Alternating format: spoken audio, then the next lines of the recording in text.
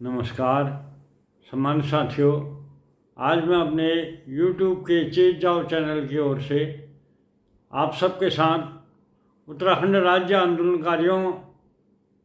को वर्ष 2004 में मिली सुविधाओं के नाम पर जो सरकारी नौकरियां मिली और 2013 में उन नौकरियों में ऐसी सभी नियुक्तियों पर स्टे हुआ और 6 दिसंबर 2018 को उच्च न्यायालय द्वारा इन सारी नियुक्तियों को अवैध मानते हुए पूरी स्थिति को शून्य घोषित किया गया। उसके बाद ये इस मानसून सत्र में जो उत्तराखंड सरकार एक विधेयक लाई इन उत्तराखंड राज्य आंदोलनकारियों को नौकरियों में 10% क्षैतिज आरक्षण के लिए जो विधेयक लाई, और उस सब पर विस्तार से अपनी बात को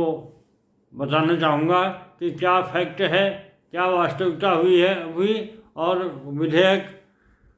सदन में आने के बाद पारित नहीं हुआ, क्यों पारित नहीं हुआ और क्या होना चाहिए था। ये सब बातों पर मैं आपका ध्यान आकर्षित करना चाहूँगा।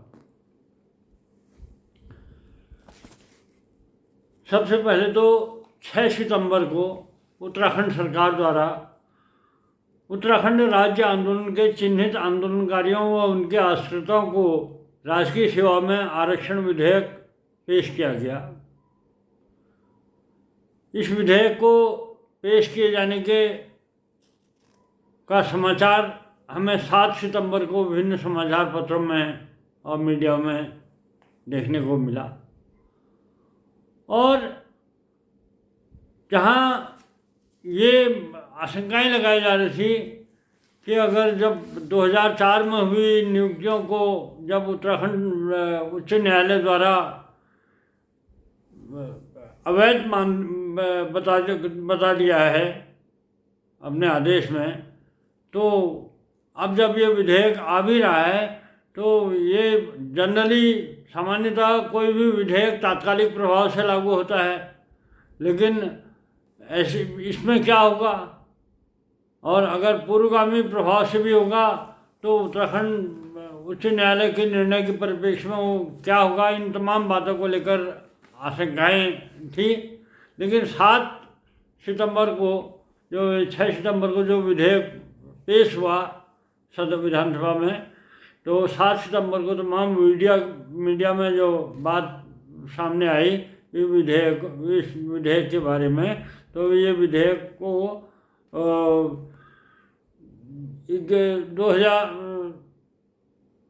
11 अगस्त 2004 से लागू माना गया, क्योंकि 11 अगस्त 2004 के शासनादेश के तहत ही नियुक्तियाँ हुई थी। तो 11 अगस्त 2004 से ही इसको लागू माना गया। तो विधेयक पेश हो गया। अब 8 सितंबर को पुनः इसमें चर्चा हुई, बहुत देर रात तक इसमें चर्चा हुई, और 9 सितंबर यानी कि आज जो समाचार पत्रों में जो कल देर रात तक हुई इसमें जो चर्चा हुई इस विधेयक पर, उसके बारे में जो जानकारी मिली वो उसमें ये था कि जो विधेयक पेश हुआ था सदन में इस बार, तो उसमें आंदोलनकारियों को 10% क्षैतिज आरक्षण का लाभ देने के लिए सदन में रखे गए विधेयक में राज्य आंदोलन के दौरान घायल और 7 दिन अथवा इससे अधिक दिन तक जेल में रहे आंदोलनकारियों को लोक सेवा आयोग की परिधि के बाहर के समूह ग एवं घ के सीधी भर्ती के पदों पर नियुक्ति देने के लिए एक बार के लिए शिथिलता का प्रावधान है। यदि ऐसे चिन्हित आंदोलनकारी की आयु 50 वर्ष से अधिक अथवा वह शारीरिक एवं मानसिक रूप से अक्षम है तो इस दशा में उसके एक आश्रित को सीधी भर्ती का लाभ मिलेगा। ये इस विधेयक में प्रावधान था। तो जब इसमें चर्चा हुई कल देर रात तक शुक्रवार को, तो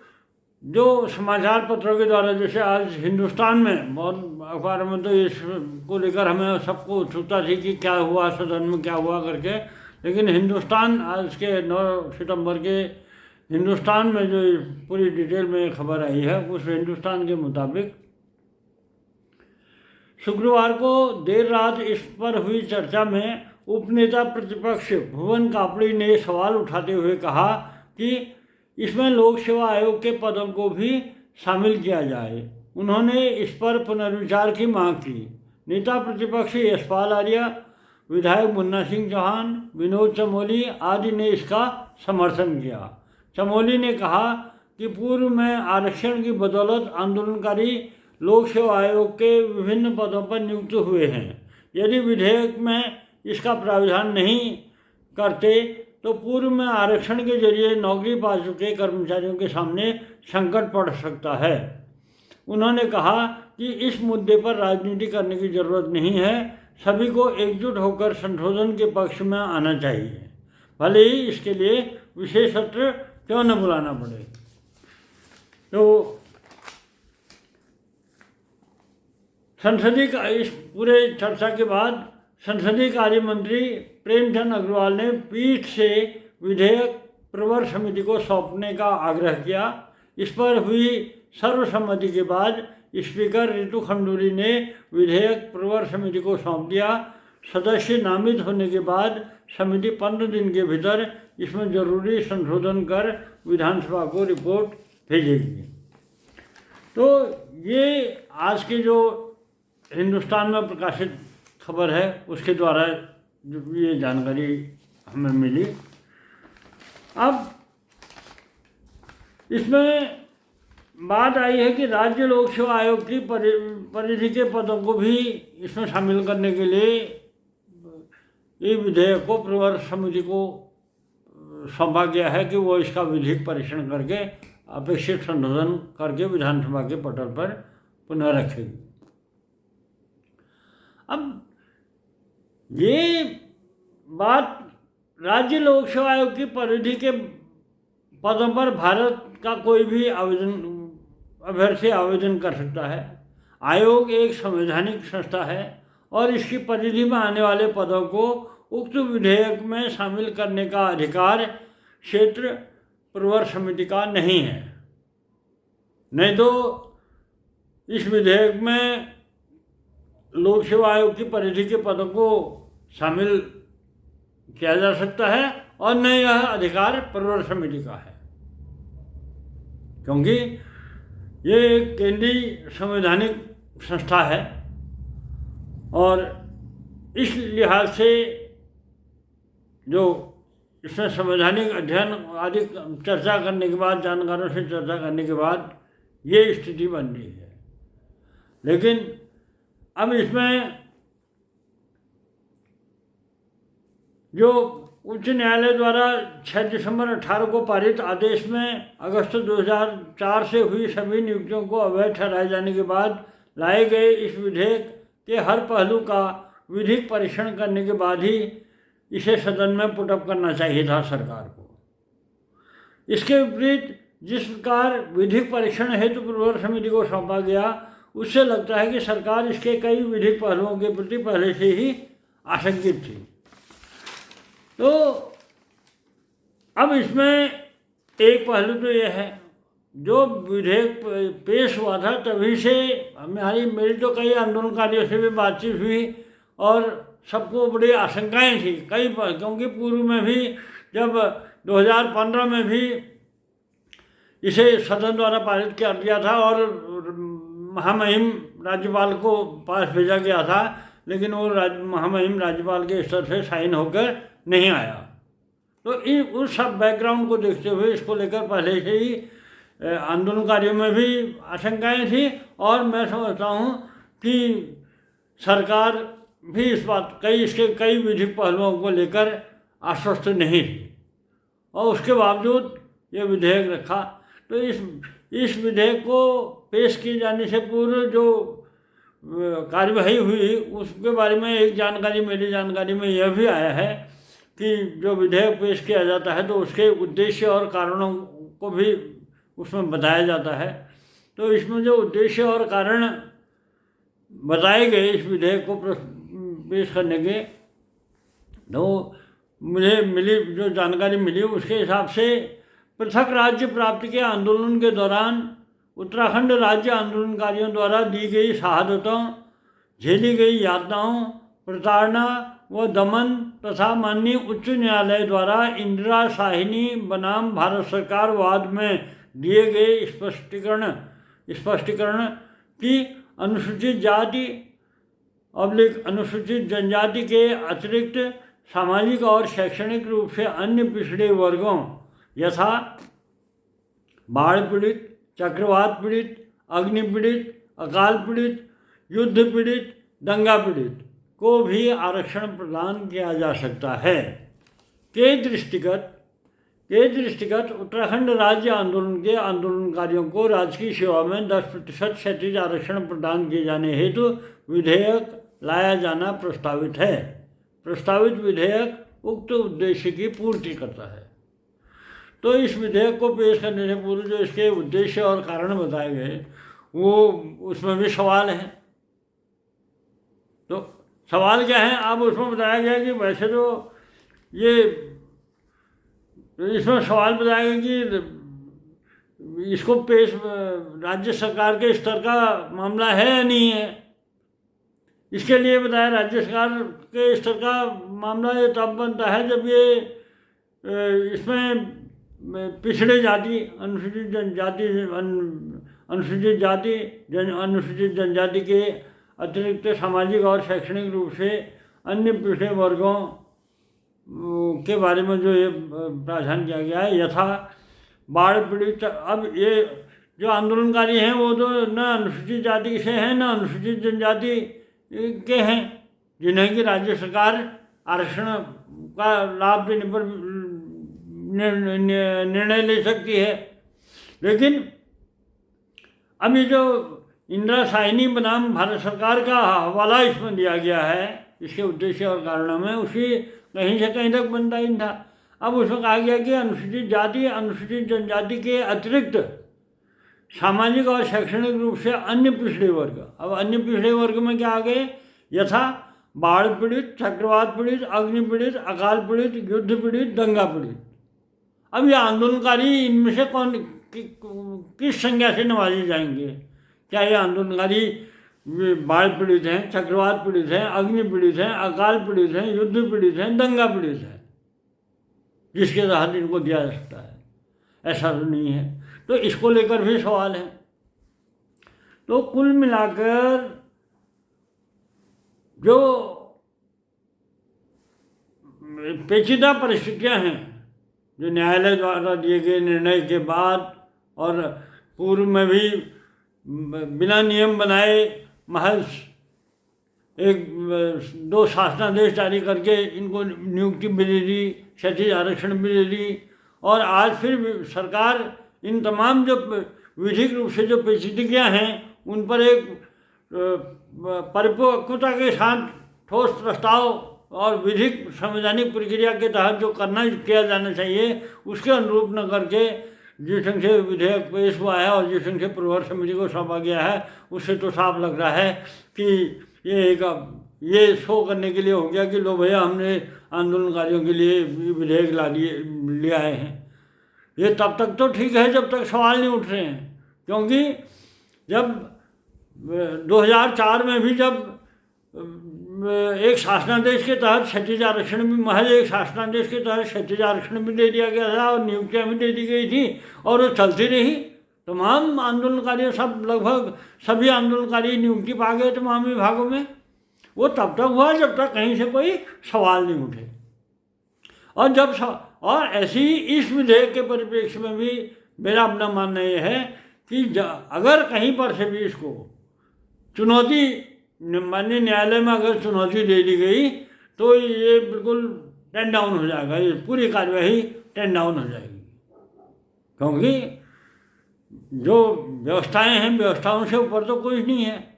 अब इसकी नियुक्ति के में जो 2004 से जो कुछ हुआ था उसके बारे में मैं ज़रा आप सबके साथ अपनी बात को साझा करते हुए आपकी जानकारी में लाना चाहता हूँ कि पहले क्या हुआ था, वो आप इसको जानिए। फिर इसमें आप स्वयं सब लोग निर्णय ले लें, एक माइंड मेकअप होगा कि हाँ इसमें क्या होना चाहिए था और क्या हुआ है और क्या होना चाहिए था और क्या होगा ऐसी स्थिति में। तो इस बारे में जो 2004 में से जिस ढंग से जो इसकी शुरुआती दौर से जो भी इसमें प्रक्रिया अपनाई गई उसके बारे में मैं आपको जानकारी देना चाहूँ, उसको सुनिए आप। सबसे पहले वर्ष 2004 में एन डी तिवारी सरकार ने राज्य आंदोलनकारियों को सुविधाएं देने के नाम पर बड़ा फैसला लेते हुए 11 अगस्त 2004 को 2 शासनादेश जारी किए। इसमें पहले शासनादेश में तो जो राज्य आंदोलन में जो घायल हुए थे और जो 7 दिन या उससे अधिक अवधि तक जेल गए थे उन आंदोलनकारियों को लोक सेवा उनकी शैक्षिक योग्यता के आधार पर लोक सेवा आयोग की परिधि से बाहर के समूह ग और घ के पदों पर नियुक्ति देने का फैसला लिया गया। और दूसरा आदेश जो था, दूसरा आदेश में जो 7 दिन से कम अवधि तक के लिए जेल गए उन आंदोलनकारियों को राजकीय सेवा में लिए जाने के लिए अधिकतम 50 वर्ष की आयु सीमा तक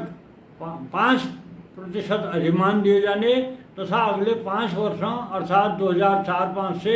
2008-09 तक की अवधि के लिए 10% क्षैतिज आरक्षण दिए जाने का निर्णय लिया गया।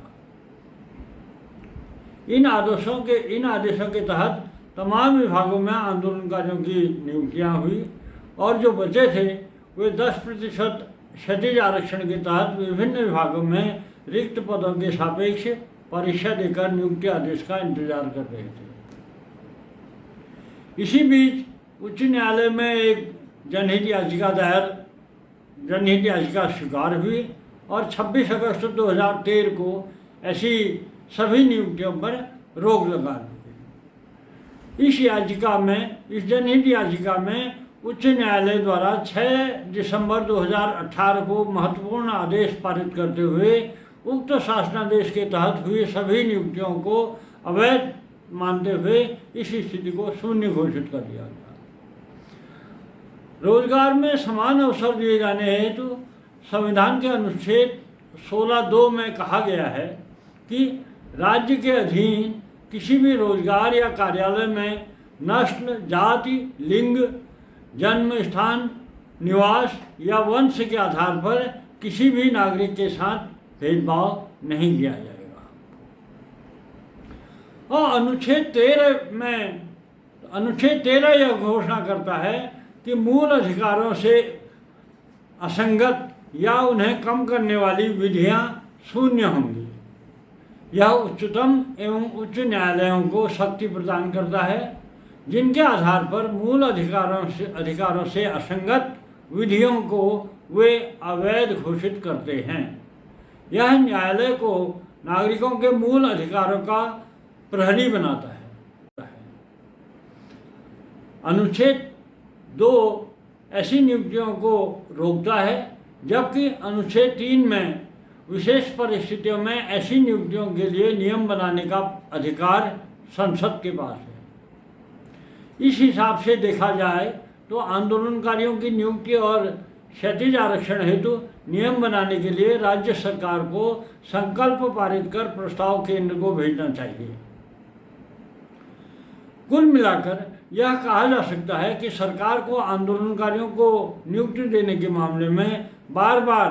कच्ची कार्यवाही करने के बजाय नियम बनाने हेतु संवैधानिक प्रक्रिया के तहत फुलप्रूफ कार्यवाही करनी चाहिए। इस पूरे मामले में हाल फिलहाल इतना ही, और इस जो भी डेवलपमेंट होगा उसे आपके समक्ष पेश करूँगा। तब तक के लिए आपसे अनुरोध है कि मेरे YouTube के चेंज जाओ चैनल को लाइक, सब्सक्राइब और शेयर करते रहें। धन्यवाद।